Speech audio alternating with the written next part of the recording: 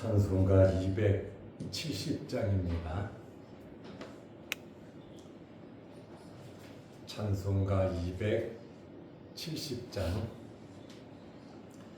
변찮는 주님의 사랑과 거룩한 보혈의 공로를 우리 다 찬양을 합시다.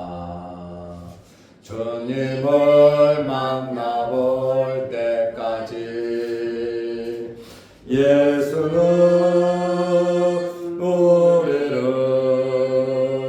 깨끗게 하시는 주시니 그의 피 우리를 눈보다 더 이게 하셨네. 우리를 깨끗게 한 피는 무궁한 생명의 물일세. 생명의 구원을 받은 자 하나님 찬양을 합시다. 예수는 우리를 깨끗게 하시는 주시니 그의 피 우리를 눈보다 더 이게 하셨네. 주님의 거룩한 보혈을 날마다 입으로 간증해 담대히 싸우며 나가세. 천국에 들어갈 때까지 예수는 우리를 깨끗게 하시는 주시니 그의 피 우리를 눈보다 더 이게 하셨네. 십자가 단단히 붙잡고 날마다 이기며 나가세. 머리에 면류관 쓰고서 주 앞에 찬양할 때까지 예수는 우리를 깨끗게 하시는 주시니 그의 피 우리를 눈보다 더 이게 하셨네. 아멘. 사도신경으로 우리의 신앙을 고백하겠습니다. 전능하사 천지를 만드신 하나님 아버지를 내가 믿사오며 그 외아들 우리 주 예수 그리스도를 믿사오니 이는 성령으로 잉태하사 동정녀 마리아에게 나시고 본디오 빌라도에게 고난을 받으사 십자가에 못 박혀 죽으시고 장사한 지 사흘 만에 죽은 자 가운데서 다시 살아나시며 하늘에 오르사 전능하신 하나님 우편에 앉아 계시다가 저리로서 산자와 죽은 자를 심판하러 오시리라. 성령을 믿사오며 거룩한 공예와 성도가 서로 교통하는 것과 죄를 사하여 주시는 것과 몸이 다시 사는 것과 영원히 사는 것을 믿사옵나이다. 아멘. 하나님의 말씀 로마서 1장 1절 보겠습니다. 예수 그리스도의 종 바울은 사도로 부르심을 받아 하나님의 복음을 위하여 택정함을 입었으니 아멘. 오늘부터 로마서를 보게 됩니다. 로마서를 보면서 우리의 신앙이 더욱더 확고해지는 그러한 신앙이 되시기를 바랍니다. 성경은 모두 66권입니다. 3927, 구약은 39권, 신약은 27권입니다. 구약 성경을 구분하면 모세오경, 그리고 역사서, 시가서, 예언서 이렇게 나눕니다.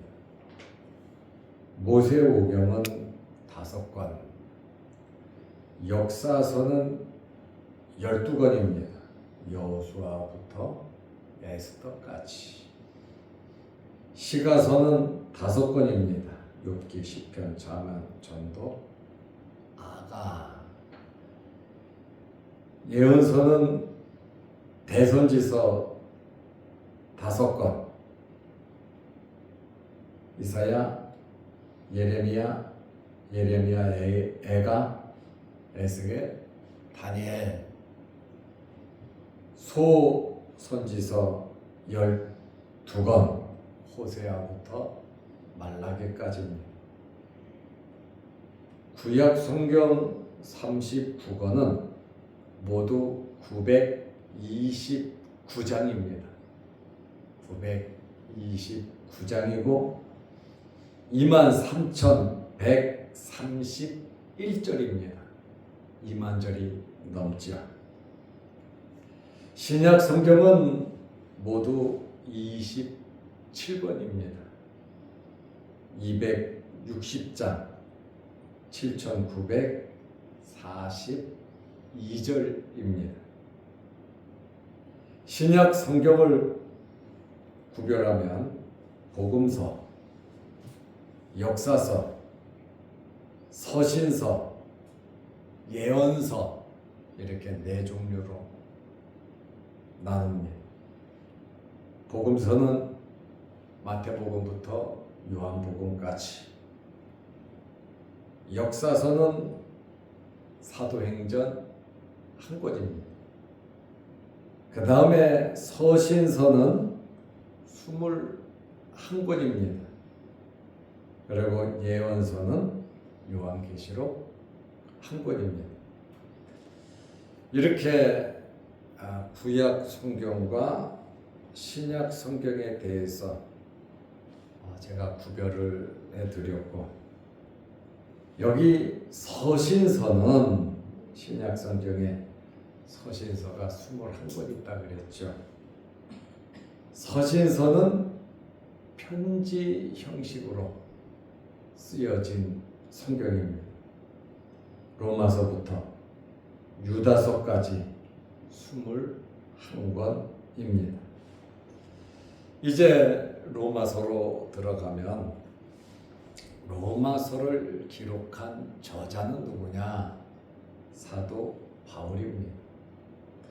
1장 1절에 보면 예수 그리스도의 종 바울은 그랬어요. 바울이라는 이름은 헬라식 이름입니다. 그 당시 헬라 문화가 세계를 지배하고 있었기 때문에 바울이라고 하는 이름은 헬라식 이름이고, 그 뜻은 작다라는 뜻이에요. 그러나 이 바울의 히브리식 이름은 사울입니다. 사울은 우리가 잘 알지요. 베냐민 지파 이스라엘 초대 왕이 사울입니다. 그래서 베냐민 지파 사람들은 남자가 태어나면 사울이라는 이름을 많이 짓습니다. 바울도 베냐민 지파 사람이고 본명이 사울입니다. 사울이라고 하는 이름의 뜻은 구하다, 구하였다라는 뜻이에요. 구하다, 구하였다. 또 다른 의미는 하나님께 청함을 받다라고 하는 그러한 의미가 있습니다. 그러면 로마서는 어디에서 기록을 했냐? 사도 바울이 기록했으면 3차에 걸친 전도 여행을 하면서 기록을 했는데 기록 장소는 고린도로 보고 있습니다. 그리고 이 로마서를 고린도에서 기록했는데 이 편지를 로마로 전달한 자가 누구냐? 편지는 바울이 썼고 바울이 쓴 편지는 바울이 로마에 갈 수가 없으니까 쓴 거거든요. 이 편지는 고린도 동쪽에 항구가 하나 있는데 갱그리아라는 항구가 있습니다. 이 항구 도시 갱가리아에 있는 교회 일꾼 베베 여집사, 보통 집사라 그러거든요. 베베라고 하는 여자 성도가 고린도에서 바울이 쓴 편지를 로마에다가 전달해 줬다. 그 말이에요. 바울이 고린도에서 어디 누구 집에 거주했냐면 가이오 집에 거주를 했습니다. 그 당시에 가이오가 고린도에 있었고 이 가이오는 고린도 전도 중에 회심한 대표적인 인물입니다. 그래서 고린도전서 1장 14절에 보면 바울이 가이오에게 세례를 베풀었다 이렇게 말하거든요. 그리고 또 누가 나오냐면 16장 23절에 보면 고린도시의 재무관이었던 에라스도가 문안한 내용이 나오는데 이 에라스도가 고린도시의 재정을 맡은 재무관이었다. 그래서 바울이 고린도에서 로마서를 기록했다라고 보고 있습니다. 그러면 이 로마서는 언제 바울이 기록을 했을까? 지금 로마서로 들어가기 전에 서론으로 제가 이 로마서에 대해서 조금 설명을 해야 되기 때문에 오늘은 서론에 대한 말씀을 드리는 거예요. 기록 연대는 AD 57년, 58년경으로 봅니다. 바울이 AD 52년 봄에 가이사라에 들렸고 예루살렘에 갔습니다. 예루살렘에 들렸다가 돌아오는 길에 안디옥에서 겨울을 지냈습니다. 안디옥에서 겨울을 지내고 AD 53년에 에베소에 가서 3년간 목회를 했습니다. 지금 바울의 행적을 말하는 거예요. 사도행전에 나와 있는. 그 후 AD 57년 말기에 고린도에서 석 달을 머물렀어요. 고린도에 석 달을 머무르면서 로마서를 기록했다. 그리고 바울이 AD 58년 봄 오순절까지 예루살렘에 도착하려고 굉장히 애를 썼죠. 그래서 에베소 교회 장로들을 부르고 그랬잖아요. 갈 시간이 없어서 오순절에 예루살렘에 가려고 힘썼어요. 그래서 이 로마서는 예루살렘에 가기 전 AD 58년 초쯤에 기록을 한 것이 아니냐 이렇게 보고 있습니다. 그러면 로마서를 사도 바울이 기록을 했는데 이 편지를 쓰면서 분명한 목적이 있을 거 아닙니까? 편지를 쓰면서 아무런 목적도 없이 안부만 물으려고 편지는 안 쓰는 거죠. 첫째로 로마서를 쓴 목적은 선교적인 목적이 있습니다. 둘째로는 변증적인 목적이 있습니다. 셋째로는 교훈적인 목적이 있습니다. 선교적인 목적으로는 이 로마서를 보면 바울이 로마에 가려고 하는 이유는 최종 목적이 아니다 그 말이에요. 최종 목적이 아니라 로마에 들렸다가 로마를 지나 스페인 지역, 유럽의 맨 끝에 지역, 스페인 지역까지 가기를 원했습니다. 그리고 이 로마 교회가 안디옥 교회처럼 선교하는 이 전도하는 활동 기지로 삼아서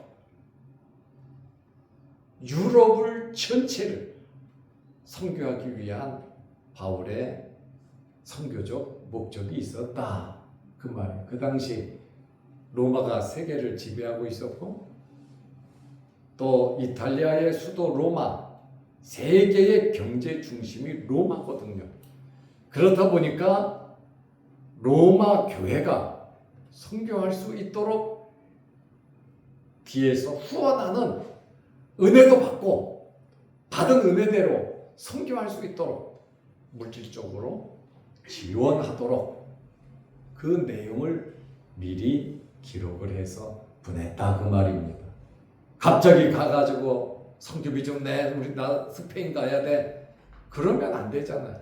그러니까 미리 내 목적이 로마에 들려서 또 스페인까지 내가 계속 가로질러 선교를 해야 되니까 그런 후원을 로마 교회가 해야 될 것이다 라고 미리 성도들에게 이 말을 한 거거든요. 은혜 받으면 자동적으로 선교의 협조자가 되는 겁니다. 바울은 지금까지 20년간 전한 복음을 자세하게 설명을 했습니다. 로마 교인들에게 복음을 이해시키고 복음을 이해하고 한 걸음 더 나아가 자신의 선교사에게 동참할 수 있도록 준비시키기 위해서 기록을 했다. 바울은 로마서에서 먼저 자신의 계획 그리고 목적을 진술한 후에 결론 부분에 로마에 가기 전에 유대를 예루살렘을 방문할 것인데 로마로 가기 전에 예루살렘으로 올라가서 잡혔잖아요. 그런데 이 편지를 쓸 때는 아직 고린도에서 예루살렘으로 가기 전이거든요. 그런데 전부 다 올라가지 말라고 막 울면서 끈으로 묶으면서 반대했잖아요. 그래도 오순절에 올라가서 부제비도 전달하고 그 다음에 또 선교 사역도 보고하고 3차 선교도 보고해야 될 거 아닙니까? 보고하고 이방 교회와 예루살렘 교회가 하나가 될 수 있도록 그 역할을 바울이 하는 거 아닙니까? 그래서 유대를 방문할 것인데 예루살렘을 방문할 것인데 안전하게 내가 들려서 로마로 갈 수 있도록 기도를 요청했습니다. 그리고 예루살렘에서 어떤 일이 생길 줄 모르니 아주 불길한 징조를 말한 거죠. 죽을 수도 있다는 거 아닙니까? 로마 교인들에게 내가 전한 이 복음을 당신들이 계승해달라. 다시 말하면 세계 선교에 내가 혹시나 못 가더라도 세계 선교에 힘써달라는 그러한 간곡한 내용이 로마서에 기록되어 있다. 그 말입니다. 그러므로 이 로마서는 첫째로 바울의 유언장과 같은 내용이 기록되어 있고, 둘째로 이 로마서는 로마 교회에 물려준 아주 값진 유산이고, 셋째로 로마서는 로마 사람을 통하여 주를 믿는 전 세계의 영적인 재산이 될 수 있다라고 하는 이 로마서의 위치가 굉장히 중요하다라고 우리는 알 수 있습니다. 기록한 목적 두 번째, 변증적인 목적이 있다. 이 변증이라고 하는 말이 뭐냐면 변론으로 말을 통해서 대화를 나누면서 복음을 바로 알게 하는 거예요. 그래서 신학교에 가면은 한 과목이 있어요. 변증학입니다. 기독교를 변호하고 기독교를 설득하기 위한 변증, 그것을 한 학기 동안 배우거든요. 그래서 이 로마서를 기록한 목적이 논리적으로 말을 해서 상대방이 바로 복음을 알 수 있도록 하기 위해서 로마서를 기록한 변증적인 목적이 있다. 그 말입니다. 바울은 로마 제국의 수도이자 당시 모든 기독교회의 가장 큰 영향력을 행사할 잠재성을 가진 로마 교인들로 하여금 복음에 대한 올바르고도 충분한 이해를 할 수 있도록 로마서를 기록한 겁니다. 이게 교리가 굉장히 많거든요. 아주 복음의 핵심이 바울이 로마서에 기록을 했고, 어거스틴도 그렇고 많은 신앙 인물들이 로마서를 보고 꼬꾸라졌습니다. 회개하고 예수를 믿었단 말이죠. 바울이 문안 인사를 하면서도 잘 설명을 했고, 또한 3장 8절 말씀을 보면 말씀을 오해하는 자들이 있다는 거예요. 이단들도 많고 자기 인기를 위해서 하는 사람들도 있고 또 영적으로 너무 치우친 사람들도 있고 이 복음을 오해하는 사람들도 있기 때문에 바울은 그가 전한 복음을 잘못 이해하는, 잘못 알고 있는 자들에 대해서 자신과 복음을 위해서 변증해야 할 필요성을 느낀 거예요. 알아야 된다는 거예요. 제대로 똑바로 알아야 된다. 그러한 의미로서 이 로마서를 기록했다. 이제 내일은 로마서를 기록한 목적, 교훈적인 목적, 그 다음에 수신자, 신학적 주제, 내일은 좀 더 이어서 서론을 하루 더 학교 강의 같은 내용이지만 우리가 로마서를 보는데 서론을 들어야 이해가 되거든요. 그래서 여러분들이 교재도 좀 보면서 또 사도행전도 찾아가면서 많은 은혜가 또 깊이가 질적인 성장이 있으시기를 바랍니다. 기도하겠습니다. 하나님 아버지, 오늘부터 우리가 로마서를 보게 되는데 이 말씀을 통해서 사도 바울의 마음, 그 당시 2000년 전에 기록한 이 글을 쓴 그 당시의 환경과 배경을 잘 이해하면서 이 말씀의 영적인 은혜가 우리에게 있게 하여 주시옵소서.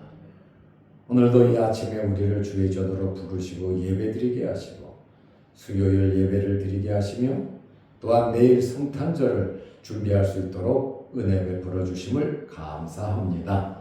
섬기며 봉사하는 손길들 위해 기억하시고 하나님 복을 내려 주옵소서. 또한 영상을 보며 함께 말씀으로 은혜 나누는 성도들에게도 크신 복을 내려 주옵소서. 오늘 성탄절 2부입니다. 크리스마스 2분날 경건하게 잘 지내며 성탄절을 잘 예비하고 모여 예배드리는 일에, 축하하는 일에, 우리 자신들을 돌아보는 일에 힘쓰게 하옵소서. 예수님의 이름으로 기도하옵나이다. 아멘. 하늘에 계신 우리 아버지여, 이름이 거룩히 여김을 받으시오며 나라 임하옵시며 뜻이 하늘에서 이룬 것 같이 땅에서도 이루어지이다. 오늘날 우리에게 일용할 양식을 주옵시고 우리가 우리에게 죄 지은 자를 사하여 준 것 같이 우리 죄를 사하여 주옵시고 우리를 시험에 들게 하지 마옵시고 다만 악에서 구하옵소서. 대개 나라와 권세와 영광이 아버지께 영원히 있사옵나이다. 아멘. 자유롭게 기도하시기 바랍니다.